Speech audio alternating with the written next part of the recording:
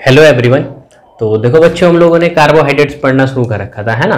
तो कार्बोहाइड्रेट में सबसे फर्स्ट जो लेक्चर पढ़ा था उसमें इंट्रोडक्शन पढ़ा था, भाई कार्बोहाइड्रेट बेसिकली होता क्या है, ठीक है, और उसकी क्लासिफिकेशन देखी थी, ठीक है। सेकंड लेक्चर में जो हम लोग देख रहे थे कार्बोहाइड्रेट्स में, तो हम लोग किसके बारे में डील कर रहे थे? ग्लूकोज पढ़ रहे थे ना। डी ग्लूकोज देखा था, इसका स्टोरेज देखा था, इसके सोर्सेज देखे थे, है ना। तो सोर्सेज की बात करें तो जब भी फोटोसिंथेसिस होता है तो क्या होता है, ग्लूकोज की फॉर्मेशन होता है ना। ये चीज देखी थी। स्टोरेज में बात करें तो स्टोरेज कैसे होता है कि जो हमारा डी ग्लूकोज होता है वो ग्लाइकोजन, सेल्यूलोज और स्टार्च के अंदर क्या होता है, स्टोरेज होता है ना। ये सारी चीजें हम लोगों ने चर्चा कर ली थी और उसी टाइम पे बता दिया था, जो कि अब हम लोग लेक्चर पढ़ेंगे। ये जो लेक्चर पढ़ रहे हैं उसके अंदर किसकी बात करेंगे, साइक्लिक स्ट्रक्चर देखेंगे ग्लूकोज की बना करके, ठीक है बच्चों। तो देखो हम लोग क्या पढ़ेंगे, topic cyclic structure of glucose. जो भी ग्लूकोज है उसके हम लोग एक स्ट्रेट लाइन स्ट्रक्चर बना रहे थे, उसको हम लोग साइक्लिक फॉर्म में बनाएंगे, उसी को क्या बोलेंगे हम लोग, क्या साइक्लिक स्ट्रक्चर ऑफ ग्लूकोज बोलेंगे, ठीक है। तो देखो साइक्लिक स्ट्रक्चर ऑफ ग्लूकोज, ठीक है बच्चों। जो भी ग्लूकोज है इसकी साइक्लिक स्ट्रक्चर बनाएंगे हम लोग, ठीक। अब देखो इसको समझने से पहले जो हम लोग ग्लूकोज की जो साइक्लिक स्ट्रक्चर बनाएंगे उससे पहले हम लोग एक हेमी एसिटल का कंसेप्ट देखेंगे, ठीक है बच्चों। एक हेमी एसिटल कंसेप्ट और एक हेमी कीटल कंसेप्ट को पढ़ेंगे, ठीक है। तो उसको सुनते रहना क्या होता है, ठीक है। ये सब तो पता होगा, बचपन से पढ़ते आ रहे भाई। कार्बोनिल कंपाउंड क्या होते हैं? कार्बोनिल कंपाउंड क्या होते हैं? जो कार्बन होता है ये डबल बॉन्ड ऑक्सीजन के साथ अटैच होता है और दो वैलेंसी इस तरीके से होती है ना। कार्बन 4 बॉन्ड बनाता है, तो कार्बन डबल बॉन्ड ऑक्सीजन के साथ अटैच होता है, तो उसको कार्बोनिल कंपाउंड बोलते हैं, ठीक है। इसको क्या बोलते हैं हम लोग, कार्बोनिल कंपाउंड बोलते हैं, ठीक है बच्चों। इसको क्या बोलते हैं हम लोग, कार्बोनिल कंपाउंड बोलते हैं। अब ये दो टाइप के होते हैं। कितने टाइप के होते हैं? दो टाइप के होते हैं। अब देखो कैसे दो टाइप के हम लोग डिफरेंशिएट कर सकते हैं उसको, कि कार्बन ये डबल बॉन्ड ऑक्सीजन है इस तरीके से, है ना। ये कार्बन डबल बॉन्ड ऑक्सीजन और यहाँ इस तरीके से क्या लगा हुआ है, दोनों साइड एल्काइल एल्काइल ग्रुप लगा हुआ होगा, तो उसी को क्या बोलते हैं हम लोग, कीटोन बोल देते हैं, ठीक है। और क्या होगा फिर, कार्बन यहाँ पर डबल बॉन्ड ऑक्सीजन और इस तरीके से क्या होगा, एक तरफ एल्काइल ग्रुप होगा और एक तरफ क्या होगा, हाइड्रोजन लगा होगा, ठीक है। तो इसको क्या बोलते हैं हम लोग, एल्डिहाइड बोल देते हैं, ठीक है। तो कार्बोनिल कंपाउंड कितने, दो टाइप के होते हैं। एक तो होता है कीटोन और एक क्या होता है, एल्डिहाइड होता है। दोनों साइड क्या हो, एल्काइल एल्काइल ग्रुप लगा होगा तो कीटोन बोल देंगे सिंपल, और एक तरफ एल्काइल होगा और एक तरफ क्या होगा, हाइड्रोजन लगा देंगे तो उसको क्या बोल देते हैं हम लोग, एल्डिहाइड बोल देते हैं, ठीक है बच्चों। ये तो चर्चा हो गई किसकी, कार्बोनिल कंपाउंड की। तो एल्डिहाइड भी पता लग गया हमें और कीटोन भी पता लग गया, है ना। तो देखो हम लोग कंसेप्ट चलते हैं, हेमी एसिटल कंसेप्ट पढ़ेंगे पहले, ठीक है। किसको पढ़ते हैं, हेमी एसिटल कंसेप्ट, क्योंकि जब भी हम लोग ग्लूकोज की साइक्लिक स्ट्रक्चर ड्रॉ करेंगे तो वहां पर हेमी एसिटल कंसेप्ट हमें आना चाहिए, ठीक है, कि हेमी एसिटल होता क्या है बेसिकली, ठीक है। उसको पढ़ेंगे और यहीं पर हम लोग क्या करेंगे, फ्रक्टोज भी तो पढ़ना है हमें, तो फ्रक्टोज के लिए भी हेमी कीटल बनता है। इसमें हेमी एसिटल बनेगा ग्लूकोज में और जो फ्रक्टोज होगा उसमें हेमी कीटल बनता है। तो दोनों कंसेप्ट यहीं पढ़ लेंगे, ठीक है, वहां पढ़ने की कोई जरूरत नहीं है हमें। सबसे पहले देखो हम लोग पढ़ते हैं हेमी एसिटल कंसेप्ट, ठीक है। किसको पढ़ेंगे हम लोग, हेमी एसिटल कंसेप्ट को पढ़ेंगे, ठीक है। तो हेमी एसिटल कंसेप्ट सुनते रहना क्या होता है, ठीक है। हेमी एसिटल कंसेप्ट होता है जब कोई भी एल्डिहाइड होता है, ठीक है। क्या होता है, एल्डिहाइड होता है, वो रिएक्शन करता है एल्कोहल के साथ, ठीक है। किसके साथ रिएक्शन करता है, एल्कोहल के साथ रिएक्शन करता है, तो वो बनाता है हेमी एसिटल। क्या बनाता है बच्चों, हेमी एसिटल फॉर्म करता है, ठीक है। कब, जब एल्डिहाइड अल्कोहल के साथ रिएक्शन करेगा तो क्या बनाएगा, हेमी एसिटल बनाता है, ठीक है। तो देखो एल्डिहाइड क्या है, जैसे मान लो कार्बन, ये डबल बॉन्ड ऑक्सीजन, यहाँ क्या है, R है और इधर क्या H है, और ये रिएक्शन कर रहा है अल्कोहल के साथ, ROH के साथ, ठीक है बच्चों। ये क्या है, अल्कोहल है और इस ऑक्सीजन के ऊपर क्या होते हैं, लोन पेयर इलेक्ट्रॉन होते हैं, है ना। तो देखो क्या है, इसका पूरा कंसेप्ट समझेंगे। तो ये जब आपस में रिएक्ट करते हैं ना, ये क्या है, एल्डिहाइड है बच्चों, ये क्या है, एल्डिहाइड। और जब एल्डिहाइड जो होता है वो अल्कोहल के साथ रिएक्शन करता है तो क्या बनता है, यहाँ पर हेमी एसिटल जनरेट होता है। क्या जनरेट होता है, हेमी एसिटल जनरेट होता है, ठीक है। तो इसका पूरा मैकेनिज्म देखेंगे किस तरीके से होता है ना। तो हम लोग हेमी एसिटल कंसेप्ट का ही पूरा मैकेनिज्म देख रहे हैं, ठीक है, सुनते रहना उसको, ठीक है। ये पूरा भी हम लोग जो पढ़ेंगे इसकी मैकेनिज्म करेंगे, किस तरीके से जो प्रोडक्ट होगा ना हेमी एसिटल वाला, वो कौन सा प्रोडक्ट होता है उसी की बात करेंगे, ठीक है। तो देखो क्या है सिस्टम उसका। तो सिस्टम ये है कि यहाँ पर कार्बन और ये डबल बॉन्ड ऑक्सीजन, यहाँ क्या होगा, R और यहाँ क्या होगा हाइड्रोजन, और यहाँ एल्कोहल होगा RO और H। इसको R डैश से कर दे रहा हूँ क्योंकि यहाँ भी अल्काइल ग्रुप है और यहाँ भी अल्काइल ग्रुप है, तो इसको R डैश से कर दे रहे हैं, ठीक है। और ऑक्सीजन पर क्या है यहाँ पर लोन पेयर इलेक्ट्रॉन है, ठीक है। अब यहाँ देखो कार्बन और ऑक्सीजन के एक मोर इलेक्ट्रोनेगेटिव एटम है तो इलेक्ट्रॉन खींचेगा तो इस पर क्या आएगा पार्शियल नेगेटिव, इस पर क्या आएगा पार्शियल पॉजिटिव। तो कार्बन पर क्या आ चुका है पार्शियल पॉजिटिव, पॉजिटिव मतलब इलेक्ट्रॉन की कमी आ चुकी है। तो ये अटैक तो वही होगा ना, ये जो ऑक्सीजन होगा इसको क्या चाहिए इलेक्ट्रॉन चाहिए क्योंकि इस पे इलेक्ट्रॉन से कमी आ गई है। तो यहाँ से जो ऑक्सीजन जो है वो क्या करेगा इस पर अटैक करेगा क्योंकि ऑक्सीजन के ऊपर क्या है लोन पेयर इलेक्ट्रॉन है। तो ये क्या होगा यहाँ से प्रोडक्ट जनरेट हो जाएगा। वो प्रोडक्ट सुनते रहना क्या होगा। तो वो जो प्रोडक्ट होगा उसकी कहानी सुनो। ये ऑक्सीजन क्या होगा इस पर अटैच हो जाएगा कार्बन पे जाकर के, तो ये कार्बन और यहाँ क्या जाएगा O माइनस, क्योंकि इसके बीच में कार्बन ऑक्सीजन के बीच में बॉन्ड टूटेगा भाई, क्योंकि एक पर नेगेटिव एक पर पॉजिटिव। तो इस पर ऑक्सीजन पर मोर इलेक्ट्रोनेगेटिव एटम पे नेगेटिव, कार्बन पर पॉजिटिव। ऑक्सीजन यहाँ से क्या करेगा इस पर अटैक करेगा, ठीक है। अब यहाँ देखो ये क्या लग गया ऑक्सीजन, और इस ऑक्सीजन से क्या लगा हुआ है एक तो R डैश लगा हुआ है यहाँ से, और यहाँ पर क्या लगा हुआ है एक हाइड्रोजन लगा हुआ है, ठीक है बच्चों। और इस कार्बन से एक H लगा हुआ है यहाँ पे ये H, और यहाँ पर क्या लगा हुआ है एक एल्काइल ग्रुप लगा हुआ है, इसको इधर लगा दे रहे हैं, ठीक है। इसको भी सही से बना दे रहे हैं यहाँ पे, है ना, ये लगा हुआ। और इस पर क्या जाएगा पॉजिटिव चार्ज, ठीक है। इस पर क्या जाएगा ऑक्सीजन पर पॉजिटिव चार्ज, क्योंकि इसने क्या करा इलेक्ट्रॉन दिया, और जो इलेक्ट्रॉन देता है उस पर क्या जाएगा पॉजिटिव चार्ज। अब एक बात देखो ऑक्सीजन क्या है, ऑक्सीजन एक मोर इलेक्ट्रोनेगेटिव एटम है ना, और जब मोर इलेक्ट्रोनेगेटिव एटम पर पॉजिटिव चार्ज आ जाता है तो वो पागल हो जाएगा बिल्कुल इलेक्ट्रॉन लेने के लिए, बिल्कुल बावला हो जाएगा, उतावला हो जाएगा क्या इलेक्ट्रॉन लेने के लिए, ठीक है। तो वो देखो क्या करता है यहां पर जो यहां पर क्या है ये तो बॉन्ड इसकी जो, ठीक है, ऑक्सीजन और हाइड्रोजन के बीच में जो बॉन्डेड इलेक्ट्रॉन है उससे क्या करता है एकदम बहुत तेजी के साथ इलेक्ट्रॉन खींच लेता है, क्योंकि ऑक्सीजन का एक more electronegative atom, more electronegative atom पे टेंडेंसी होती है इलेक्ट्रॉन्स को खींचने की, और उल्टा तुम उस पर पॉजिटिव चार्ज बिठा रहे हो। अरे जब तुम उस पर पॉजिटिव चार्ज बिठाओगे तो पागल हो जाएगा, अब मुझे खाना चाहिए भाई, खाना नहीं मिला तो मैं तो पागल हो जाऊंगा, सीधी सी बात है ना।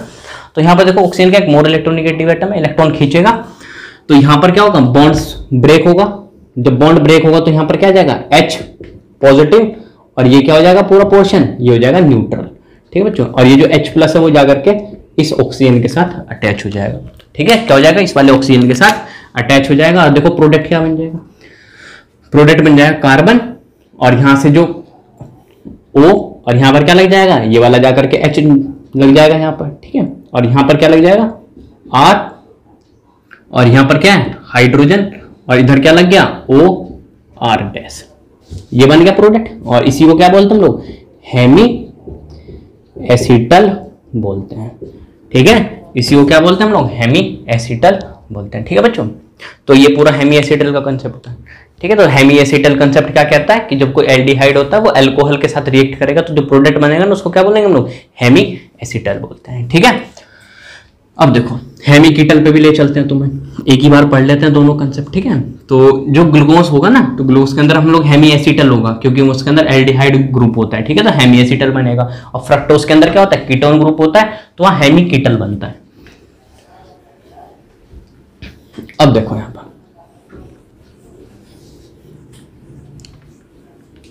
क्या है कहानी, हेमी कीटल की भी कहानी कुछ नहीं है भाई, जब उसमें कीटोन अल्कोहल के साथ रिएक्शन करेगा तो हेमी कीटल बन जाएगा, ठीक है। तो जस्ट बेसिकली मैकेनिज्म नहीं दूंगा मैं उसकी, ठीक है, बस आइडिया दे रहा हूँ, ठीक है। मैकेनिज्म वो इसी तरीके से चलेगा उसका, ठीक है। तो हेमी कीटल कंसेप्ट, तो हेमी कीटल कंसेप्ट में क्या होता है कि जो हमारा कीटोन होता है वो रिएक्शन करता है किसके साथ अल्कोहल के साथ, तो वो देखो क्या प्रोडक्ट बनाता है वो बनाता है हेमी कीटल, बच्चों क्या बनाता है हेमी कीटल जनरेट करता है, ठीक है। तो देखो कीटोन क्या है कार्बन, और ये डबल बॉन्ड ऑक्सीजन, और इधर दोनों साइड क्या है एल्काइल एल्काइल ग्रुप लगा हुआ है तो उसको क्या बोलते हैं लोग कीटोन बोलते हैं, अभी स्टार्टिंग में बताया था, ठीक है। ये रिएक्शन करता है अल्कोहल के साथ RO R डैश, और ऑक्सीजन पर क्या लोन पेयर है, तो इसी तरीके से क्या होगा यहाँ पर भी ये बॉन्ड की इधर शिफ्टिंग हो जाएगी और ये इस तरीके से अटैक करेगा तो वहां प्रोडक्ट क्या बन जाएगा हेमी कीटल बन जाएगा, सिंपल।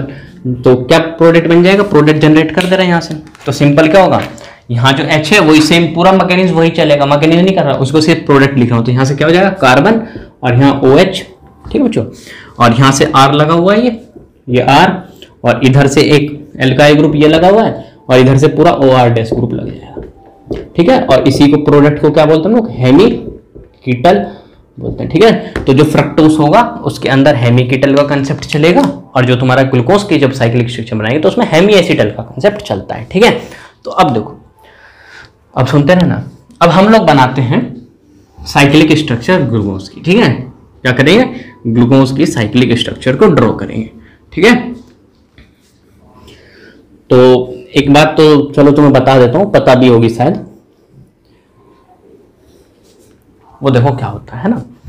तो ऑर्गेनिक के अंदर क्या होता है कि जो 3 मेंबर्ड रिंग होती है उससे ज्यादा स्टेबल क्या होता है, 3 मेंबर्ड रिंग से ज्यादा स्टेबल 4 मेंबर्ड रिंग, यही होती है। और जो 4 मेंबर्ड रिंग से ज्यादा स्टेबल कौन सी होती है, एक 5 मेंबर्ड रिंग होती है। 5 मेंबर्ड रिंग से ज्यादा स्टेबल कौन सी होती है, एक 6 मेंबर्ड रिंग होती है। तो इधर से इधर जाने पे ये सब क्या है, स्टेबिलिटी है। ठीक है, क्या है ये, स्टेबिलिटी है। तो 3 मेंबर्ड से रिंग ज्यादा स्टेबल कौन सी होगी, 4 मेंबर वाली, 4 से क्या होगी 5 वाली, और 5 से ज्यादा क्या होगी 6 वाली मेंबर वाली। तो जब भी हम ग्लूकोज की स्ट्रक्चर ड्रॉ करेंगे ना, तो हम लोग इस तरीके से बनाएंगे कि वो सबसे ज्यादा स्टेबल रिंग बननी चाहिए, समझ गए आपको। ऐसा नहीं करेंगे कि भाई हम 3 मेंबर्ड की रिंग बना दे, 4 मेंबर्ड की रिंग बना दे, वहां पर क्या होता है, स्ट्रेन बहुत ज्यादा होता है, समझ गए आपको। तो स्ट्रेन ज्यादा होगा तो वहां पर क्या होगा, स्टेबिलिटी जो होती है उसकी कम हो जाती है। ठीक है, तो हम लोग इस तरीके से बनाएंगे कि हमारा जो बनने वाला जो साइक्लिक स्ट्रक्चर है ग्लूकोज का, वो क्या होना चाहिए, मोर स्टेबल होना चाहिए। ठीक है, अब देखो ग्लूकोज की सबसे पहले स्ट्रक्चर ले रहे हैं ना, जो यहाँ देखो कार्बन और ये डबल बॉन्ड ऑक्सीजन, और इधर क्या था, हाइड्रोजन, और इधर एक कार्बन, इधर कार्बन, इधर कार्बन, इधर कार्बन, 1 2 3 4 5, और इधर क्या है, CH2OH है।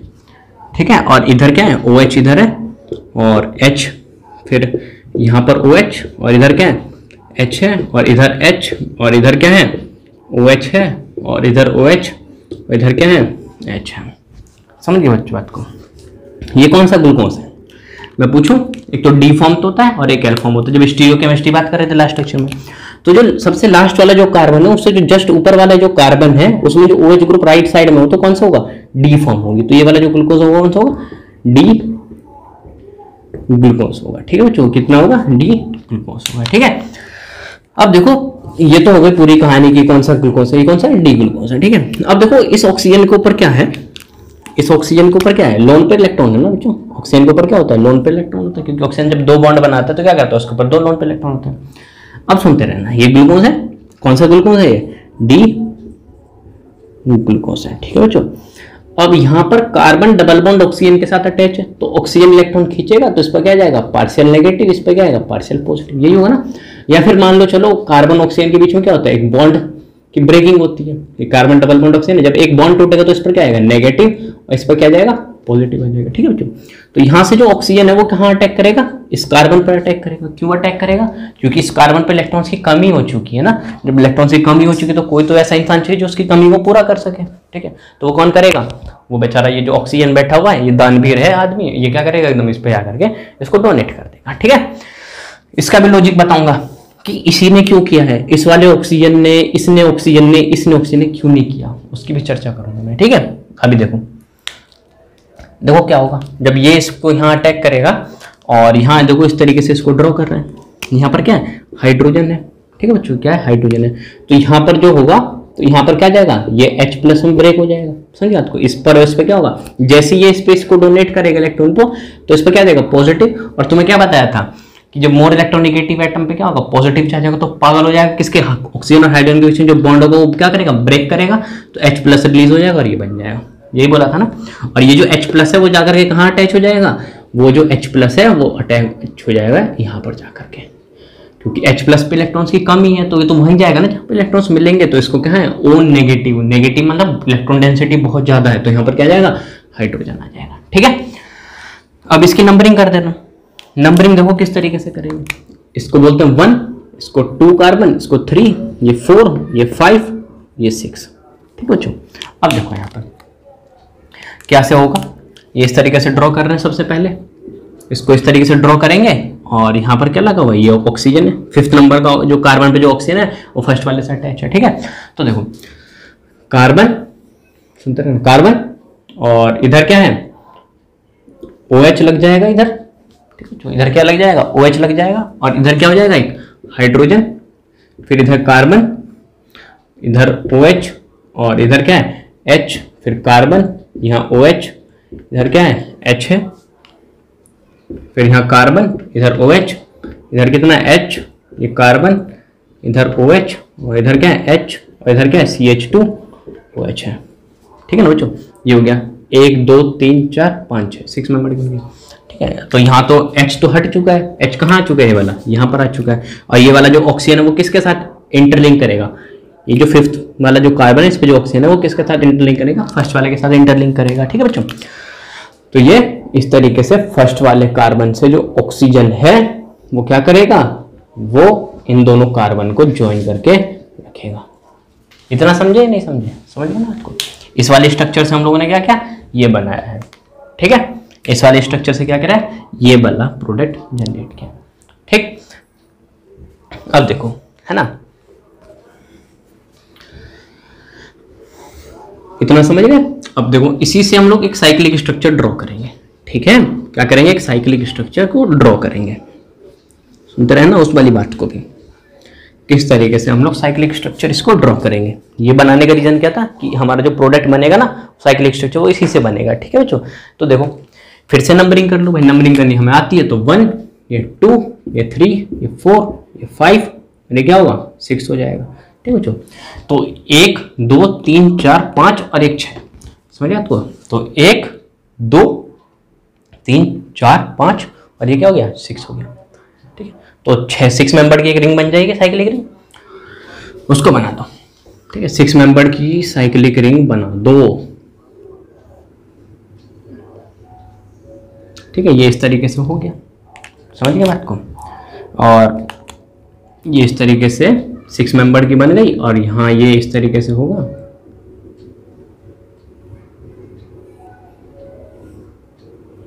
ठीक है, अब देखो ये जो सेंटर में ऑक्सीजन है इससे क्या है, फर्स्ट वाला कार्बन, तो ये तो फर्स्ट कार्बन, ये सेकंड, ये थर्ड और ये फोर्थ, और ये क्या हो गया फिफ्थ हो गया। समझ गए बात को। अब इसमें देखो फर्स्ट कार्बन पे जो OH ग्रुप, फर्स्ट कार्बन वाला कार्बन यहाँ पर है। ठीक है, ये वाला कार्बन यहाँ पर है, इसी से हम लोग ये वाला स्ट्रक्चर साइक्लिक स्ट्रक्चर ड्रॉ करें। एक स्ट्रेट लाइन स्ट्रक्चर है, इसको साइक्लिक स्ट्रक्चर में बदल रहे हैं। ठीक है, तो फर्स्ट वाले कार्बन में देखो OH ग्रुप। अब एक बात देखो, जो चीज क्या बोला था, जो चीज राइट साइड में होगी वो कहाँ हो जाएगी, वो लेफ्ट में आ जाएगी। ठीक है, जो चीज राइट साइड में लिखी होगी ना वो सब कहाँ जाएगी, वो सब बिलो आ जाएगी, नीचे आ जाएगी। समझ गए बात को, वो सब कहाँ आ जाएगी, बिलो बनाएंगे, और जो चीज राइट हैंड साइड में होगी उसको हम लोग अब बनाएंगे। ठीक है, तो ये जो इस तरीके से लाइन खींची है उस पर देखते रहना। ठीक है, ये 6 कार्बन है, फिफ्थ 5 कार्बन बना दिए यहाँ तक, और फिफ्थ कार्बन पे क्या लगा हुआ है, CH2OH ग्रुप लगा हुआ है। ठीक है, तो फर्स्ट कार्बन को देखो पहले, ये फर्स्ट कार्बन है, इसमें OH ग्रुप क्या है राइट साइड में है ना, तो उसको क्या कर दो, मैंने बोला है बिलो में बनाओ। बनाने का तरीका है साइक्लिक स्ट्रक्चर इस तरीके से, OH ग्रुप राइट में, और जो चीज राइट में उसको क्या कर दो, अप कर दो। ठीक, फिर सेकंड कार्बन पे देखो OH ग्रुप राइट साइड में, तो इसको क्या कर दो, ये बिलो बना दो। ठीक है, और H क्या होगा, ऊपर आ जाएगा। फिर थर्ड कार्बन में देखो जो राइट हैंड में है उसको क्या कर दो, बिलो कर दो, ये कर दिया बिलो, और फिर OH को क्या कर देंगे, ऊपर कर देंगे। जो चीज लेफ्ट में होगी, सॉरी जो चीज राइट में होगी उसको बिलो बना देंगे, जो चीज लेफ्ट में होगी उसको अप बना देंगे। ठीक है, फोर्थ में देखो OH का है नीचे और H ऊपर है।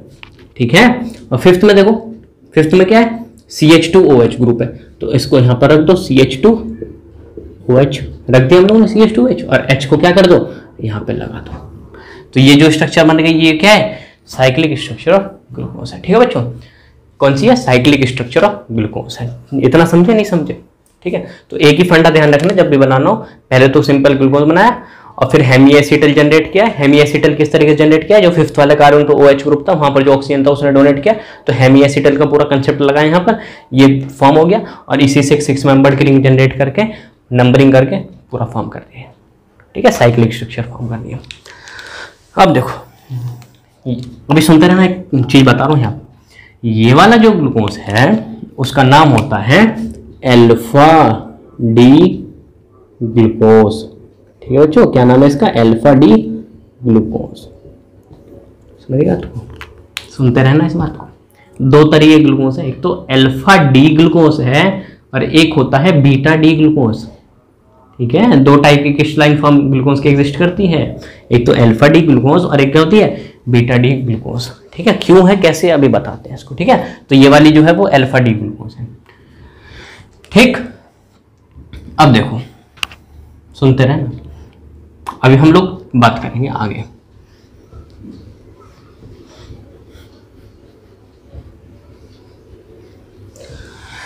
ठीक, तो जो ग्लूकोज होती है दो टाइप की होती है। जो ग्लूकोज है वो कितने टाइप की है? वो दो टाइप की होती है। एक तो होती है अल्फा डी ग्लूकोज और एक होती है बीटा डी ग्लूकोज। ठीक है, जो दो टाइप की होती है, एक तो होता है अल्फा डी ग्लूकोज और एक क्या होती है बीटा डी ग्लूकोज। दोनों में ट्रिक बता रहा हूँ क्या होती है। ये जो फर्स्ट वाला कार्बन देख रहे हो, फर्स्ट वाला कार्बन देख रहे हो, इसमें OH ग्रुप राइट साइड में हुआ तो वो होगा अल्फा डी ग्लूकोज। समझ गए आपको? और जो हमारा फर्स्ट कार्बन के ऊपर C1 कार्बन के ऊपर OH जो होगा वो कहां होगा? राइट में होगा। समझ गए आपको? तो कौन सा होगा? अल्फा डी ग्लूकोज होगा। ठीक है, और जो फर्स्ट कार्बन में मैं इसका कॉन्फ़िगरेशन बदल दूं, OH ग्रुप को उठा करके लेफ्ट साइड में ला दूं और इस H को क्या कर दूं? राइट साइड में ले आऊं, तो ये क्या होगा? OH ग्रुप राइट किस में आ जाएगा? लेफ्ट साइड में आ जाएगा C1 कार्बन पे। तो वो जो फॉर्म बन जाएगी कौन सी बन जाएगी? बीटा डी ग्लूकोज बन जाएगी। समझिए बात को? तो बीटा डी ग्लूकोज में क्या है कि जो तुम्हारा C1 कार्बन है इसमें क्या कर दो? OH ग्रुप को लेफ्ट में ले आओ और H को उधर पे, तो कॉन्फ़िगरेशन चेंज कर दो। तो C1 कार्बन पे क्या होगा? जो OH ग्रुप है तुम्हारा वो क्या हो जाएगा? लेफ्ट में रहेगा, तो उसको क्या बोल देंगे हम लोग? कौन सा ग्लूकोज है? Beta D glucose. और जो C1 कार्बन पे जो हमारा OH ग्रुप है राइट साइड में हुआ तो कौन सा होगा? अल्फा डी ग्लूकोज होगा। ठीक है, ऐसा क्यों हुआ उसको और बता देता हूं। ठीक है, उसको सुनो, उसके पीछे सिंपल लॉजिक है, कुछ नहीं है। अब देखो सिंपल लॉजिक क्या है उसको बाद में बात करते हैं ना। अब देखो सबसे पहले हम लोग स्ट्रक्चर बनाते हैं किसके? ग्लूकोज के। ठीक है, तो यहाँ पर कार्बन, ये डबल बॉन्ड ऑक्सीजन और इधर क्या है? हाइड्रोजन है ना, और इधर कार्बन, इधर OH, इधर क्या है? H है, इधर कार्बन, इधर H और इधर क्या है? OH, इधर कार्बन OH और इधर क्या है? H है, कार्बन OH और इधर क्या है? H, ये इधर क्या है? CH2OH। समझ गए आपको? इधर क्या है? CH2OH है। तो इधर क्या है? फर्स्ट, ये सेकंड, ये थर्ड, ये फोर्थ, ये फिफ्थ है और ये क्या है? सिक्स्थ नंबर कार्बन है। ठीक है बच्चों, ये क्या है? ग्लूकोज की स्ट्रक्चर है, पूरी स्ट्रेट चेन स्ट्रक्चर है। ठीक है, अब यहाँ पर देखो क्या है, इधर सुनते रहना। ये कार्बन डबल बॉन्ड ऑक्सीजन है, ठीक है, ये कार्बन है और ये डबल बॉन्ड क्या है? कार्बन डबल बॉन्ड ऑक्सीजन है। ठीक है बच्चों, कार्बन डबल बॉन्ड ऑक्सीजन। और ये वाला जो कार्बन है वो कैसा है? इसकी हाइब्रिडाइजेशन देखें तो कितनी है? sp2। ठीक है, ये जो कार्बन है उसकी हाइब्रिडाइजेशन कितनी है? sp2। देखो कैसे, एक सिग्मा, डबल बॉन्ड के अंदर एक सिग्मा बॉन्ड, एक सिग्मा, तीन सिग्मा बॉन्ड पे हाइब्रिडाइजेशन कितनी होती है? sp2 होती है ना। अब देखो जब भी हाइब्रिडाइजेशन क्या होती है? sp2 होती है, तो जो ज्योमेट्री होती है ना वो क्या होती है? प्लेनर होती है। क्या होती है? प्लेनर होती है। तो यहाँ पर ऑक्सीजन पर क्या है? इस तरीके से लोन पेयर इलेक्ट्रॉन है, ऑक्सीजन पर क्या है? लोन पेयर इलेक्ट्रॉन है। जब ज्योमेट्री क्या है? प्लेनर है। प्लेनर का मतलब समझ लो, जैसे तुम्हारा ये क्या है? प्लेन में है। मान लो ये भाई तुम्हारा डस्टर है ना, ये डस्टर है और इसमें क्या है? ये प्लेन में आ रखा है। तो जब प्लेन में है इस तरीके से, मान लो प्लेन में है, तो जो OH जो है, OH है ना, यहाँ पर जो OH है इस वाले ऑक्सीजन पर क्या है? लोन पेयर है। तो वो जो लोन पेयर है वो ऊपर की तरफ से भी अटैक कर सकता है और वो नीचे से भी अटैक कर सकता है। समझ गए बात को? क्योंकि यहाँ पर जो कार्बन है ना, जो कार्बन है यहाँ पर वो क्या? sp2 है। sp2 है मतलब क्या? ज्योमेट्री क्या है? प्लेनर। तो ये प्लेन में आ रखा है, तो यहाँ पर जो ऑक्सीजन पे लोन पे इलेक्ट्रॉन है वो आगे से भी अटैक कर सकता है, वो पीछे से भी अटैक कर सकता है। ठीक है, तो जब वो आगे से अटैक करेगा इधर की तरफ से, ठीक है, ये आगे से अटैक करेगा तो ये वाली फॉर्म बनेगी अल्फा डी ग्लूकोज। और जो ये पीछे की तरफ से अटैक करेगा तो जो OH ग्रुप है ना वो इधर आ जाएगा। समझ गए बात को? वो देखो कैसे आ जाएगा, वो बता देता हूं।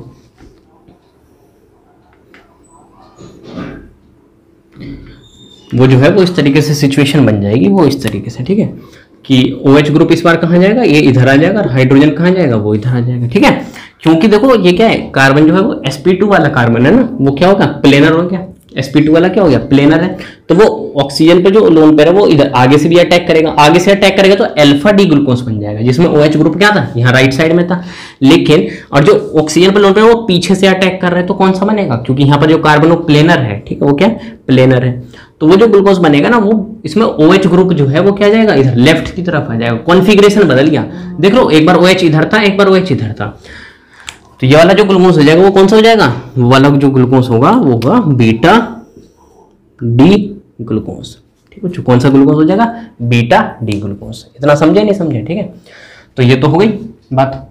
तो भाई देखो, एक बात और छोड़ो इस बात को, अब देखो हम लोग फिर से वही साइक्लिक स्ट्रक्चर ड्रॉ कर रहे हैं, है ना। तो साइक्लिक स्ट्रक्चर ड्रॉ करेंगे तो एक 6 मेंबर्ड रिंग बना देंगे इस तरीके से, है ना। 1 2 3 4 5 इस तरीके से होगी, है ना। ठीक है बच्चों, और यहां पर देखो क्या होगा, इस तरीके से एक लाइन खींच दो साइक्लिक स्ट्रक्चर ड्रॉ करने के लिए, और यहाँ पर जो है वो सब प्रोडक्ट लिख दो। इसमें देखो, जो चीज राइट साइड में होगी सबको क्या कर दो, बिलो में कर दो। तो जितनी भी राइट साइड में होगी सबको बिलो बना दो। तो फर्स्ट वाला कार्बन ये रहा, ये सेकंड, ये थर्ड, ये फोर्थ, और ये क्या हो गया, फिफ्थ हो गया। ठीक है, तो फर्स्ट कार्बन में देखो हाइड्रोजन क्या है, नीचे है, और OH कहाँ है, राइट साइड में। ठीक है, सेकंड में देखो OH कहाँ है, राइट साइड में, और हाइड्रोजन ऊपर है। थर्ड में देखो यहाँ पर OH है। ठीक है, थर्ड में क्या है, हाइड्रोजन नीचे और OH यहाँ पर है। ठीक है, और फोर्थ में देखो OH यहाँ पर है, H यहाँ पे। फिफ्थ में देखो, फिफ्थ कार्बन से CH2OH ग्रुप लगा हुआ, इसको कहाँ भेज दो, ऊपर भेज दो, और यहाँ जो हाइड्रोजन है उसको यहाँ लगा दो। ठीक है, कोई दिक्कत इसमें, कोई दिक्कत नहीं।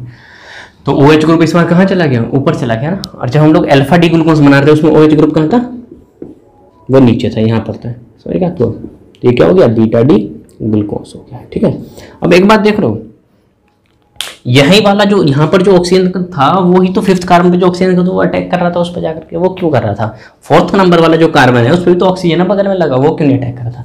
और जो तुम यहाँ से 1 2 3 4 और 5 यहाँ से तुम अटैक करोगे तो 5 मेंबर्ड की रिंग बनेगी। अब यहाँ देखो कितने मेंबर्ड की रिंग बन रही है, एक, सुनते रहे, 1 2 3 4 5 6 6 मेंबर्ड की रिंग बन रही है। तो यहाँ से अटैक कराने पे 6 मेंबर्ड की रिंग बन रही है, और यहाँ फोर्थ वाले कार्बन से अटैक कराओगे यहाँ पे तो 5 मेंबर्ड की रिंग बनेगी, और 3 वाले से अटैक करोगे तो कितने की बनेगी, 4 मेंबर्ड की रिंग बनेगी। अभी स्टार्टिंग में लिखा था जो स्टेबिलिटी होती है 3 मेंबर से ज्यादा 4 मेंबर्ड की होती है, 4 से ज्यादा 5 मेंबर्ड रिंग ज्यादा स्टेबल होता है, 5 से ज्यादा 6 की होती है। ठीक है, तो इसलिए हम लोगों ने फिफ्थ वाले कार्बन पे जो ऑक्सीजन लगा हुआ वहां से अटैक कराते हैं। ठीक है, क्योंकि जो हमारा बनने वाला जो साइक्लिक स्ट्रक्चर है ग्लूकोज की वो ज्यादा स्टेबल बनता है। ठीक है, तो देखो ये तो हो गई बीटा डी ग्लूकोज। ठीक है, और अल्फा भी बना ही दे रहे हैं बगल में, है ना, क्योंकि ग्लूकोज जो होती है उसकी 2 क्रिस्टलाइन फॉर्म एग्जिस्ट करती है, एक तो होती है अल्फा डी ग्लूकोज और एक क्या होती है, बीटा डी ग्लूकोज होती है। ठीक है बच्चों, तो देखो यहां पर देखो इस तरीके से ऑक्सीजन है और यहां इस तरीके से है ना। ठीक है, और यहां इस तरीके से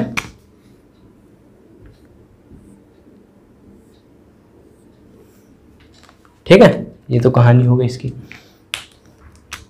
अब इसमें देखो यहाँ OH यहाँ है, बस फर्क क्या है, फर्स्ट वाला जो कार्बन है उसमें OH नीचे बना दो, ये OH, और यहाँ क्या आ गया, H बना दिया। बस फर्क कितना है कि यहाँ पे जो फर्स्ट नंबर पे जो कार्बन है उसमें OH कहाँ है, इधर है ना ऊपर, इसको क्या कर दो, नीचे कर दो, क्योंकि लेफ्ट में चला जाएगा वो। ठीक है, और सब बाकी ऐसे रहने दो, यहाँ OH, यहाँ H, ठीक है, और यहाँ देखो यहाँ क्या है, H है, और यहाँ पर क्या है, OH लगा हुआ है, और इधर देखो OH, और इधर H है, और इधर देखो H है, और यहाँ क्या है, CH2OH है। ठीक है बच्चों, तो ये जो हो गया वो कौन सी बन गई, अल्फा डी ग्लूकोज बन गई। समझ गए बात को, ये कौन सी स्ट्रक्चर, ये जो है वो अल्फा डी ग्लूकोज है, और ये वाली कौन सी है, ये वाली जो है वो कौन सी है, बीटा डी ग्लूकोज है। ठीक है, तो ग्लूकोज की 2 स्ट्रक्चर होती है, 2 क्रिस्टलाइन फॉर्म में एग्जिस्ट करता है ग्लूकोज, एक तो अल्फा डी ग्लूकोज और एक क्या होता है, बीटा डी ग्लूकोज। और जो मैं स्टेबिलिटी की बात करूं कि कौन ज्यादा स्टेबल होगा, तो इसमें देखो जो बीटा स्टेबिलिटी की मैं बात करूं तो जो बीटा डी ग्लूकोज होता है ना, बीटा डी ग्लूकोज जो है वो ज्यादा स्टेबल है किससे, अल्फा डी ग्लूकोज। समझ गए आपको, जो बीटा डी ग्लूकोज है, ये जो बीटा डी ग्लूकोज है ना वो ज्यादा स्टेबल है किससे, अल्फा डी ग्लूकोज से। ऐसा देखो क्यों, क्योंकि यहाँ पर एक तो OH ग्रुप यहाँ पर है, फर्स्ट कार्बन पे OH, फिर यहाँ पर है, यहाँ पर है, फिर यहाँ है। एक बात देखो, OH ग्रुप क्या है यहाँ पर, फर्स्ट कार्बन पे ऊपर है नीचे, कहने का मतलब है इक्विटोरियल पोजीशन पर है। ठीक है, ये वाली पोजीशन कौन सी होती है, इक्विटोरियल पोजीशन होती है। कहने का मतलब है जितने भी OH ग्रुप लगे हैं ना, सब एक दूसरे से डिफरेंट साइड में लगे हुए हैं, ठीक है। तो डिफरेंट साइड में लगे हुए हैं तो रिपल्सन कम करेंगे, ठीक है, वो रिपल्सन कम करेंगे, इसलिए क्या होगी, इसकी स्टेबिलिटी ज्यादा होगी। लेकिन यहां पर देखो OH ग्रुप क्या है, सब एक साइड में है, समझिए आपको क्या है, बस यहां पर ही तो है अलग थोड़ा, नहीं तो सब देखो OH ग्रुप यहाँ भी नीचे, यहाँ भी नीचे, यहाँ भी नीचे। तो जब हम लोग स्ट्रेट चेन स्ट्रक्चर देखेंगे तो OH ग्रुप क्या है, सब एक साइड में होते हैं, एक्सियल पोजीशन पर होते हैं। तो वो जो होती है वो क्या होती है, रिपल्सन ज्यादा करेगी, जिससे क्या होगी, स्टेबिलिटी उसकी कम होगी, ठीक है बच्चों। फिर देखो इनकी मेल्टिंग पॉइंट। अब बॉइलिंग पॉइंट पे चलते हैं। मेल्टिंग पॉइंट और बॉइलिंग पॉइंट पे चलते हैं, है ना, उसको भी देख लेना।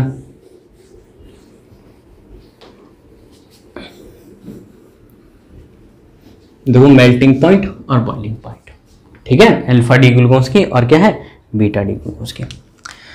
सबसे पहले मैं यहां पे लिखता हूं अल्फा डी ग्लूकोज, ठीक है, और इधर लिखता हूं मैं बीटा डी ग्लूकोज, ठीक है। तो इधर क्या है, बीटा डी ग्लूकोज, ठीक है। अब यहां देखो इसका जो मेल्टिंग पॉइंट होता है अल्फा डी ग्लूकोज का, वो मेल्टिंग पॉइंट होता है तुम्हारा 419 केल्विन, ठीक है। कितना होता है, 419 केल्विन होता है। और जो बीटा डी ग्लूकोज होता है, इसका जो मेल्टिंग पॉइंट होता है ना, वो होता है 423 केल्विन, ठीक है। जो कितना होता है, 423 केल्विन होता है। तो दो क्रिस्टलाइन फॉर्म होते हैं ग्लूकोज की, तो होता है अल्फा डी ग्लूकोज और एक क्या होता है, बीटा डी ग्लूकोज होता है ना। फिर देखो क्या है, फिर एक चीज और बताओ, फिर क्या है।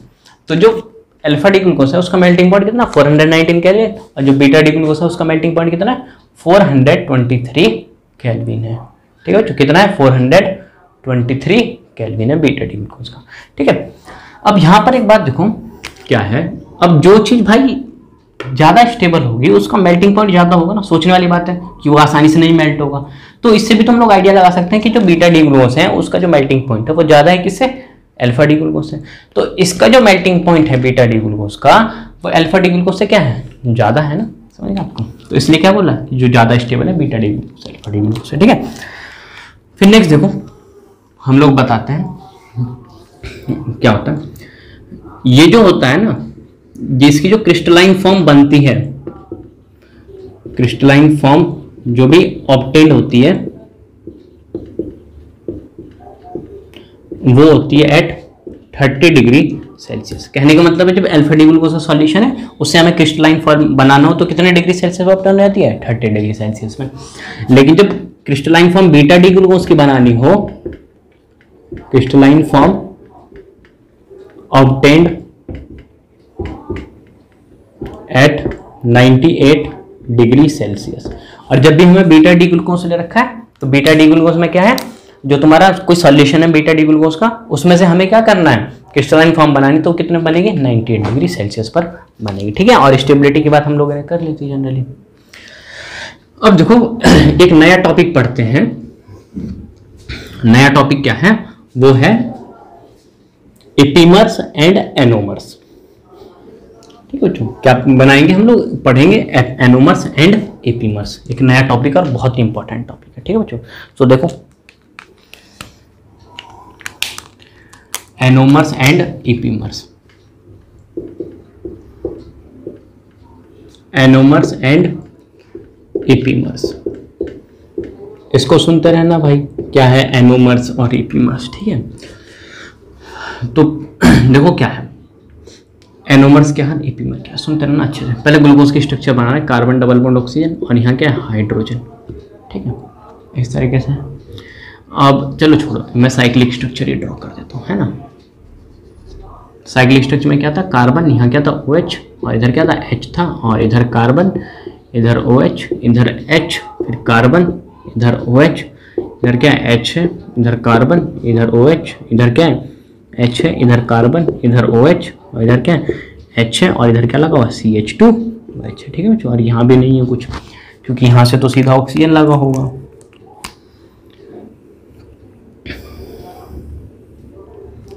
ठीक, ये था। अब देखो इससे जो स्ट्रक्चर बना रहे थे वो स्ट्रक्चर क्या था, एक दूसरा स्ट्रक्चर, एक तो ये था OH ग्रुप को इधर भेज दें, ये कौन सी स्ट्रक्चर थी, ये जो थी वो थी अल्फा डी ग्लूकोज। ये तो कौन सी थी, अल्फा डी ग्लूकोज। इसी तरीके से बीटा डी ग्लूकोज भी बना देते हैं, बस उसमें फर्क क्या है, ये फर्स्ट नंबर का कार्बन है, इसमें OH ग्रुप राइट साइड में, उसको इधर लेफ्ट में ले आओ। तो यहाँ देखो कार्बन, इधर क्या है OH, और इधर क्या है H, फिर कार्बन, इधर OH, इधर H, फिर कार्बन, इधर H, और इधर क्या होगा OH, और इधर कार्बन, इधर OH, और इधर क्या होगा H। तो 1 2 3 4, और फिफ्थ नंबर पे ऑक्सीजन था, यहाँ पे यहाँ हाइड्रोजन, ये तो अटैच ही हो जाएगा वहाँ पे, है ना, CH2OH। ठीक है बच्चों। फिर देखो इधर से क्या होगा, ये इस तरीके से ऑक्सीजन जो है वो अटैच हो जाएगा, है ना। तो इसमें OH ग्रुप देखो कहाँ है, राइट साइड में है, तो कौन सी होगी, अल्फा डी ग्लूकोज। और इसमें फर्स्ट नंबर का जो कार्बन है, इसमें जो OH ग्रुप है लेफ्ट साइड में, तो उसको क्या बोलते हैं लोग, बीटा डी ग्लूकोज बोलते हैं। ठीक है, उसको क्या बोलते हैं लोग, बीटा डी ग्लूकोज बोलते हैं, है ना। तो ये तो अल्फा डी ग्लूकोज हो गई, और क्या हो गई, बीटा डी ग्लूकोज हो गई। ठीक है, इतना सुन लिया। अब देखो ये क्या है, फर्स्ट नंबर का जो कार्बन है, ये जो फर्स्ट नंबर वाला कार्बन है, इसको देखो, इसको देख रहे हो ना, फर्स्ट नंबर वाला जो कार्बन है, ये कौन सा है, हेमी एसिटल कार्बन है ना। फर्स्ट नंबर वाला जो कार्बन है, ये क्या बन रहा है, हेमी एसिटल फॉर्मेशन कर रहा है, तो इसको बोलते हैं हम लोग हेमी एसिटल कार्बन। ठीक है, अब देखो हेमी एसिटल वाला जो कार्बन है, एक तो इसमें OH ग्रुप राइट साइड में, इसमें देखो OH ग्रुप क्या है, लेफ्ट साइड में। तो जो हेमी एसिटल वाला कार्बन है, उस पे क्या है, कॉन्फ़िगरेशन डिफरेंट नहीं आ रहा, डिफरेंट कॉन्फ़िगरेशन मिल रहा है ना, तो उसी को क्या बोलते हैं हम लोग, एनोमर्स बोलते हैं। ठीक है, क्या बोलते हैं उसको, एनोमर्स बोलते हैं। तो एनोमर्स बेसिकली होता क्या है, एनोमर्स होता है जब भी तुम्हारा हेमी एसिटल कार्बन के ऊपर, या फिर फ्रक्टोस लेंगे, ग्लूकोज ले रहे हैं तो उसमें एल्डिहाइड ग्रुप होता है, हेमी एसिटल वाला कंसेप्ट चलेगा। और जब हम फ्रक्टोस पढ़ने जाएंगे ना, तो वहां पर हेमी कीटल बनेगा। ठीक है, स्टार्टिंग में बताया था।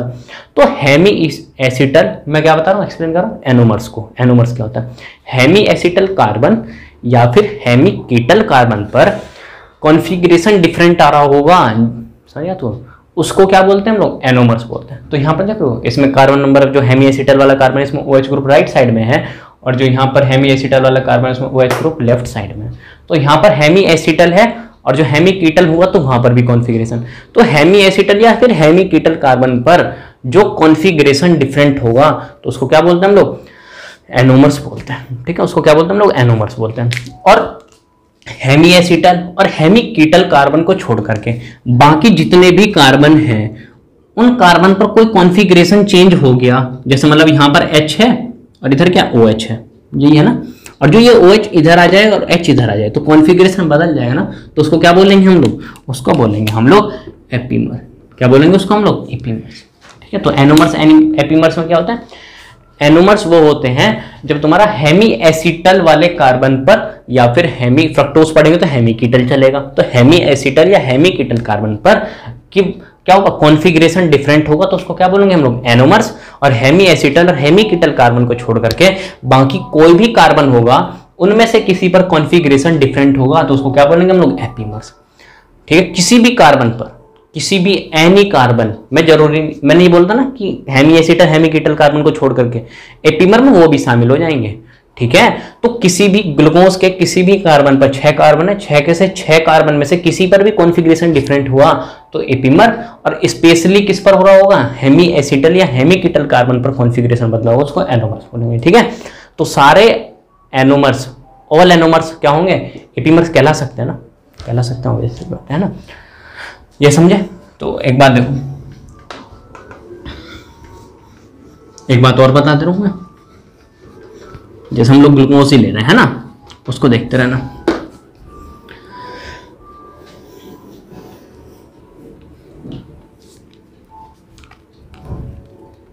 जैसे ये है कार्बन, डबल बॉन्ड ऑक्सीजन, और यहाँ पर क्या है, हाइड्रोजन, इधर कार्बन, इधर OH, इधर क्या है H है, कार्बन, ये हाइड्रोजन, इधर क्या है OH है, और इधर कार्बन, और इधर OH, और इधर हाइड्रोजन, कार्बन, OH, इधर क्या है हाइड्रोजन, और ये क्या है CH2OH है। ठीक है बच्चों, अब देखो 6 कार्बन, 1 2 3 4 5 6 है। अब देखो मैं इस वाले कार्बन को देख रहा हूँ, इस वाले कार्बन पे क्या है, मैं इसका कॉन्फ़िगरेशन चेंज कर दे रहा हूँ। इधर OH ग्रुप है ना, ये तो राइट साइड में, इसको मैं लेफ्ट में ले आता हूँ। तो देखो कार्बन, ये डबल बॉन्ड ऑक्सीजन, इधर क्या है हाइड्रोजन, और इधर कार्बन, इधर OH, इधर क्या है H है, इधर कार्बन, इधर H, इधर क्या है OH है, इधर कार्बन, और इधर देखो OH को हम लोग इधर भेज दे रहे हैं इस बार, और H को इधर भेज दे रहे हैं, है ना। इस वाले कार्बन को हम लोगों ने कॉन्फ़िगरेशन बदल दिया, H और यहाँ क्या CH2OH है ना। अब देखो इस वाले कार्बन पे हम लोगों ने कॉन्फ़िगरेशन बदल दिया, है ना। तो ये इन दोनों के बीच में रिलेशन क्या है, ये वाला और ये, इन दोनों के बीच में रिलेशन क्या है। मैंने क्या बोला था कि जो हेमी एसिटल और हेमी कीटल कार्बन पर जो कॉन्फ़िगरेशन बदल गया, तो वो क्या होगा एनोमर्स। और बाकी किसी भी कार्बन पर, बाकी जितने भी, कोई भी किसी भी कार्बन पर, जरूरी नहीं कि तुम्हारा हेमी एसिटल हेमी कीटल पर नहीं हो, सारे कार्बन में से किसी भी कार्बन एटम पर कॉन्फ़िगरेशन चेंज हो रहा होगा, उसको क्या बोलेंगे हम लोग एपीमर। तो इसके बीच में और इसके बीच में रिलेशन क्या ऐसा है एपीमर का, ठीक है। एपीमर का रिलेशन क्यों है, क्योंकि यहाँ पर देखो ये फर्स्ट कार्बन, ये सेकंड, ये थर्ड, ये फोर्थ, ये फिफ्थ और ये सिक्स्थ। तो फोर्थ कार्बन C4 कार्बन पे क्या है, जो C4 कार्बन पे जो कॉन्फ़िगरेशन है वो डिफरेंट है। C1 कार्बन पे जो कॉन्फ़िगरेशन है C4 कार्बन पे उसको क्या है डिफरेंट है, तो उसके लिए इन दोनों के बीच में रिलेशन कैसा था एपीमर। और जब हम लोगों ने स्टार्टिंग बात करी तो उस पर किसमें कॉन्फ़िगरेशन डिफरेंट था, वो एक हेमी एसिटल हेमी कीटल कार्बन पे कॉन्फ़िगरेशन अलग आ रहा था, तो उसको क्या बोलते हैं हम लोग, उसको बोलते हैं हम लोग एनोमर्स, ठीक है। तो ये तो बात होगी किसकी, एनोमर्स की और एपीमर्स की, ठीक है।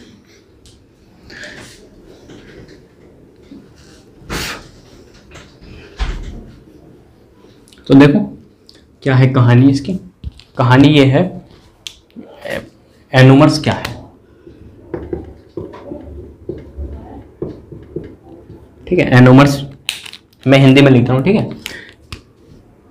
हेमी एसिटल या फिर हेमी कीटल कार्बन पर कॉन्फ़िगरेशन अलग होगा तो वो एनोमर्स होंगे, ठीक है। वो क्या होंगे एनोमर्स कहलाएंगे, ठीक है। जो वही क्या होंगे एनोमर्स होंगे, ठीक है। और जो मैं सिर्फ एपीमर की बात करता हूं, किसकी, एपीमर की, एपीमर्स की, ठीक है। तो एपीमर्स क्या होते हैं, किसी भी कार्बन पर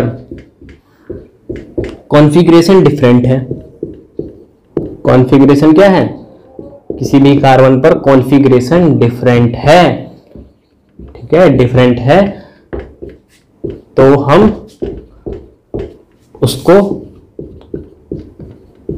एपीमर कहते हैं, ठीक है। उसी को क्या बोलते हैं हम लोग एपीमर्स कहते हैं, ठीक है बच्चों। तो कोई भी एक ऐसा कार्बन जिस पर क्या हो कॉन्फ़िगरेशन डिफरेंट आ रहा होगा तो क्या होगा एपीमर्स कहलाएगा। अब देखो anomers, all anomers are epimer, ठीक है। सारे एनोमर्स क्या कहलाएंगे एपीमर्स कहलाएंगे, क्योंकि एपीमर्स की डेफिनेशन ये है, किसी भी कार्बन पर कॉन्फ़िगरेशन डिफरेंट है तो क्या होगा एपीमर होगा, ठीक है। तो चाहे हेमी एसिटल या हेमी कीटल वाला कार्बन हो उस पर, या फिर कोई अलग भी हो कार्बन उस पर कॉन्फ़िगरेशन डिफरेंट हो तो वो एपीमर होगा। तो जो एनोमर्स होंगे वो सारे क्या होंगे एपीमर्स कहलाएंगे, ठीक है। फिर देखो इसको नोट करो, फिर नेक्स्ट चलते हैं हम लोग, है ना।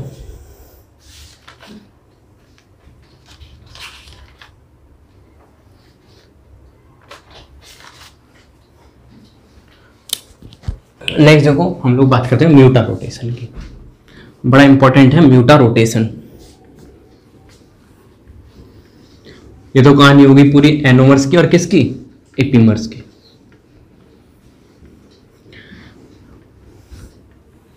अब देखो हम लोग बात करते हैं किसकी, म्यूटा रोटेशन की, ठीक है बच्चों। तो देखो म्यूटा रोटेशन,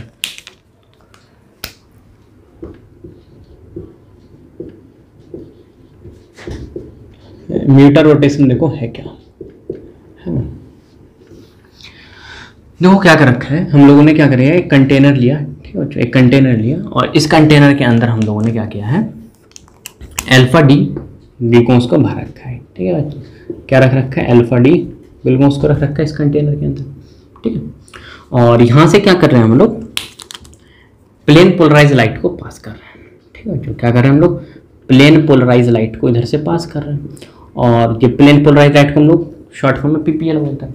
तो प्लेन पोलराइज लाइट की प्रॉपर्टी क्या होती है, इसकी प्रॉपर्टी होती है कि ये क्या करते हैं, सिंगल डायरेक्शन में ट्रेवल करते हैं ना। वही तो प्लेन पोलराइज लाइट होता है। दो तरीके की लाइट, एक तो ऑर्डिनरी लाइट होती है और एक प्लेन पोलराइज लाइट होती है। ऑर्डिनरी लाइट वो लाइट होती है जो हर डायरेक्शन में ट्रेवल करती है, जैसे नॉर्मल घरों के अंदर लगी होती है ट्यूबलाइट, है ना। और जो लेजर लाइट होती है उसको मारेंगे कहीं पर तो भाई सिंगल लाइट डायरेक्शन में जाती है, तो कौन सी होती है, प्लेन पोलराइज लाइट। तो जब प्लेन पोलराइज लाइट को हम लोग अल्फा डी ग्लूकोज से पास करेंगे, तो जो अल्फा डी ग्लूकोज होता है ना, इस लाइट को, जो प्लेन पोलराइज लाइट होता है उसको 112 डिग्री पर रोटेट कर देता है। समझ गया? तो कितने डिग्री एंगल पर रोटेट कर देता है, 112 डिग्री एंगल पर उसको क्या करता है, रोटेट कर देता है। ठीक है बच्चों, जब हम लोग अल्फा डी ग्लूकोज से पास करते हैं, है ना। फिर नेक्स्ट देखो क्या है, दूसरा चीज ले रहे हैं हम लोग।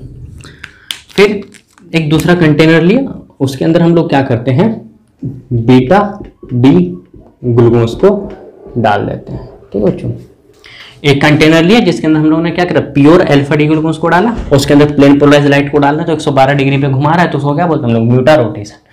फिर एक कंटेनर लिया जिसके अंदर क्या है, प्योर बीटा डी ग्लूकोज को रखा हुआ है, और उसके अंदर से हम लोग क्या कर रहे हैं, प्लेन पोलराइज लाइट को पास कर रहे हैं। क्या कर रहे हैं उसमें से हम लोग, प्लेन पोलराइज लाइट को पास कर रहे हैं।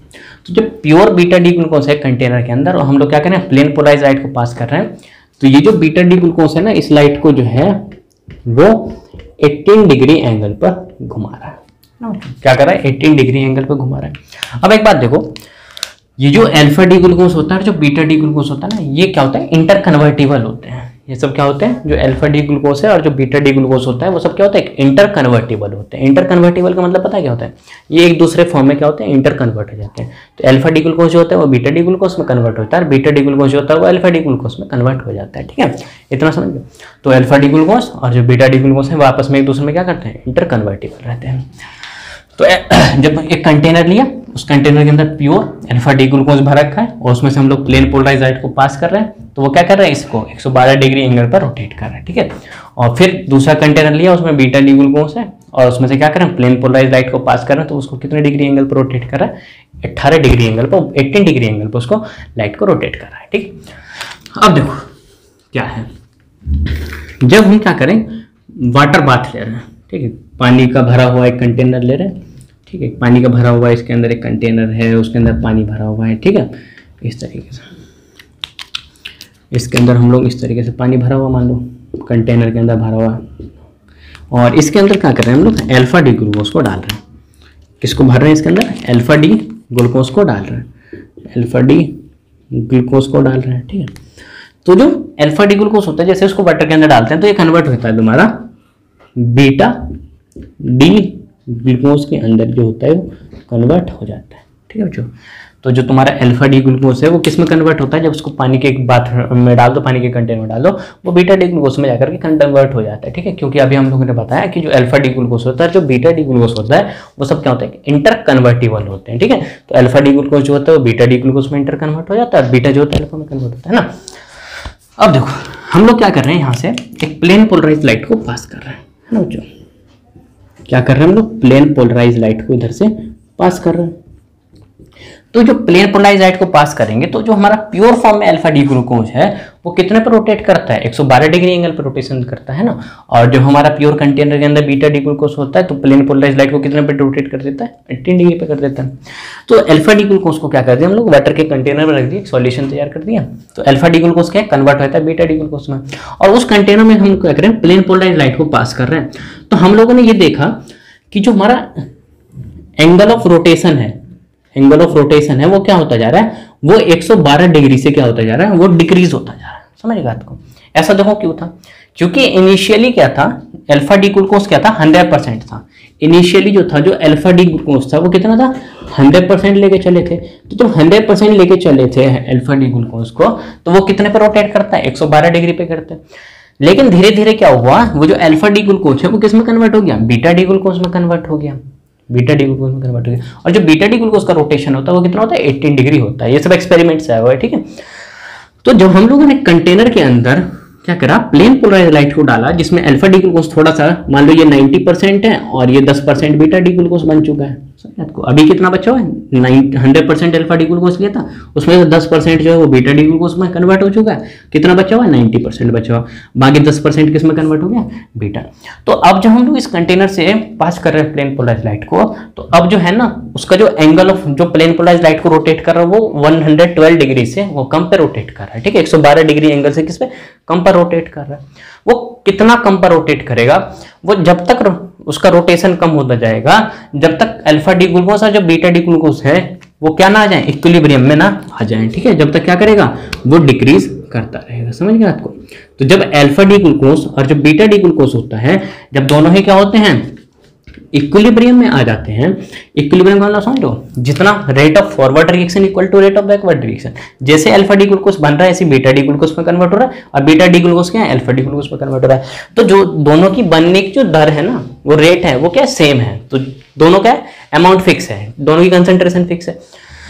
तो इनिशियली क्या था कि अल्फा डी ग्लूकोज था बकेट कंटेनर के अंदर, बीटा डी ग्लूकोज था। अल्फा डी ग्लूकोज जो था वो 100% लेके चले थे, तो उसका जो एंगल ऑफ रोटेशन था वो 112 डिग्री था। लेकिन जब उसको पानी के कंटेनर में डाला तो वो जो अल्फा डी ग्लूकोज है वो बीटा डी ग्लूकोज के अंदर कन्वर्ट हो गया, जिसकी वजह से एंगल ऑफ रोटेशन क्या हो गया, प्लेन पोलराइज लाइट का एंगल ऑफ रोटेशन 112 डिग्री से घट करके चला गया था नीचे की तरफ। वो कब तक नीचे जाएगा उसका रोटेशन, एंगल ऑफ रोटेशन जो है प्लेन पोलराइज लाइट का जब तक डिक्रीज करेगा, जब तक अल्फा डी ग्लूकोज और बीटा डी ग्लूकोज के अंदर क्या ना आ जाता है, इक्विलिब्रियम स्टेब्लिश नहीं हो जाता है, ठीक है।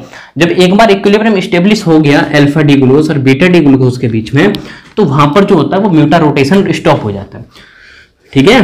तो जब अल्फा डी ग्लूकोज और बीटा डी ग्लूकोज के बीच में क्या होता है, इक्विलिब्रियम स्टेब्लिश हो जाता है, तो वहां पर क्या होता है, म्यूटा रोटेशन जो है ना, म्यूटा रोटेशन जो है वो क्या होता है, स्टॉप हो जाता है, ठीक है। और फिर जब एंगल ऑफ रोटेशन होता है, जब एंगल ऑफ रोटेशन जब कंटेनर के अंदर अल्फा डी ग्लूकोज और बीटा डी ग्लूकोज का होता है इक्विलिब्रियम में होता है, तो उसके ऊपर से प्लेन पोलराइज लाइट पास करते हैं, तो जो हमारा एंगल ऑफ रोटेशन होता है प्लेन पोलराइज लाइट का वो होता है 52.6 डिग्री। कितना होता है, 52.6 डिग्री का क्या होता है, प्लेन पोलराइज लाइट जो है वो रोटेट करता है, ठीक है। तो एक बार और रिपीट करते हैं, क्या है अल्फा डी ग्लूकोज, है ना, सॉरी म्यूटा रोटेशन। तो स्टार्टिंग में देखो अल्फा डी ग्लूकोज होता है और बीटा डी ग्लूकोज होता है, वो सब क्या होते हैं, एक दूसरे में इंटर कन्वर्टिबल होते हैं, ठीक है। Alpha D glucose beta D glucose में इंटर कन्वर्ट करता है, beta D glucose alpha D glucose में इंटर कन्वर्ट करता है ना। और जब हम लोगों ने प्योर कंटेनर लिया था, उसके अंदर हम लोग प्योर अल्फा डी ग्लूकोज ले रहे थे और प्लेन पोलराइज लाइट को डाल रहे थे, तो वो 112 डिग्री पर रोटेट करता है, 112 डिग्री एंगल पर रोटेट करता है ना, जब प्योर फॉर्म में था। और जब एक कंटेनर लिया उसके अंदर हम लोगों ने प्योर फॉर्म में क्या किया, बीटा डी ग्लूकोज को रखा है, तो प्लेन पोलराइज लाइट जो है उस पर से पास करे तो कितने डिग्री एंगल पर रोटेट करता, 18 डिग्री एंगल पर रोटेट करता है ना। फिर हम लोगों ने कंटेनर लिया, उसके अंदर क्या था, पानी भरा हुआ था, उसके अंदर थोड़ा सा अल्फा डी ग्लूकोज डाल दिया, ठीक है, अल्फा डी ग्लूकोज डाल दिया। तो इनिशियली हम लोगों ने अल्फा डी ग्लूकोज कितना डाला था, 100% डाला था। फिर धीरे धीरे क्या हो गया, ये अल्फा डी ग्लूकोज 90% था, फिर बीटा डी ग्लूकोज जो है वो 10% बन गया, 10% बन गया, क्योंकि अल्फा डी ग्लूकोज क्या थोड़ा सा कन्वर्ट हो गया 10% किसके अंदर, बीटा डी ग्लूकोज का, जिसकी वजह से क्या हो गया, एंगल ऑफ, जब उसके ऊपर से हम लोग प्लेन पोलराइज लाइट डाल रहे थे, देख रहे हो प्लेन पोलराइज लाइट डाल रहे थे, तो एंगल ऑफ रोटेशन क्या हो गया, धीरे धीरे डिक्रीज होता गया। वो जो डिक्रीमेंट हो रहा है ना एंगल ऑफ रोटेशन का, प्लेन पोलराइज लाइट का जो भी रोटेशन का जो एंगल का क्या रहा है, डिक्रीमेंट आ रहा है, डिक्रीज हो रहा है, उसी को हम लोग क्या बोलते हैं, म्यूटा रोटेशन बोलते हैं, ठीक है। तो धीरे धीरे क्या हो रहा है, एंगल ऑफ रोटेशन क्या होता है, डिक्रीज होता जा रहा है। वो जो फिनोमेना है ना जिसमें एंगल ऑफ रोटेशन डिक्रीज होता जा रहा है, उसी को हम लोग क्या बोलते हैं, म्यूटा रोटेशन बोलते हैं। वो कब तक डिक्रीज करेगा, जब तक अल्फा डी ग्लूकोज और बीटा डी ग्लूकोज के बीच में क्या होता है, इक्विलिब्रियम ना आ जाए। जैसे इक्विलिब्रियम स्टेब्लिश हो जाता है, वहां पर क्या होता है, म्यूटा रोटेशन स्टॉप हो जाता है। और जब हम लोग इसमें से क्या करते हैं, प्लेन पोलराइज लाइट को पास करते हैं, तो फिर हमारा जो प्लेन पोलराइज लाइट का जो होता है वो 52.6 डिग्री पर उसको रोटेट करते हैं, ठीक है। तो ये पूरी कहानी किसकी हो गई, म्यूटा रोटेशन की, ठीक है। तो हम लोग जो नेक्स्ट लेक्चर पढ़ेंगे उसमें हम लोग बेसिकली ये जो है ग्लूकोज का जो है वो इतना पार्ट खत्म हो चुके हैं, और रिएक्शन ऑफ ग्लूकोज बची हो इसको डील करेंगे, और साथ में जो फ्रक्टोज वगैरह हैं वो सब देखेंगे। फ्रक्टोज की में क्या होता है, कीटोन ग्रुप कहाँ होता है ना, वो सारी चीजें देखेंगे। एक तो एनोमर्स, एपीमर और म्यूटा रोटेशन, तीन चीजें बहुत इंपॉर्टेंट। तो एनोमर्स क्या होता है, जब हेमी एसिटल या हेमिकीटल कार्बन पर क्या होता है, कॉन्फ़िगरेशन डिफरेंट हो जाता है, तो उसको क्या बोलते हैं, एनोमर्स। और एपीमर्स क्या होता है, एपीमर्स होता है जब किसी भी कार्बन पर क्या होते हैं, कॉन्फ़िगरेशन डिफरेंट आ रहा हो, उसको क्या बोलते हैं हम लोग, एपीमर्स बोलते हैं ना। और साइक्लिक स्ट्रक्चर जब बनानी हो तो उसको 1 2 3 काउंट करके आराम से उसको ड्रॉ कर लेना है ना। तो ये सारी जो कहानी थी वो किसकी थी, ग्लूकोज से रिलेटेड, ठीक है।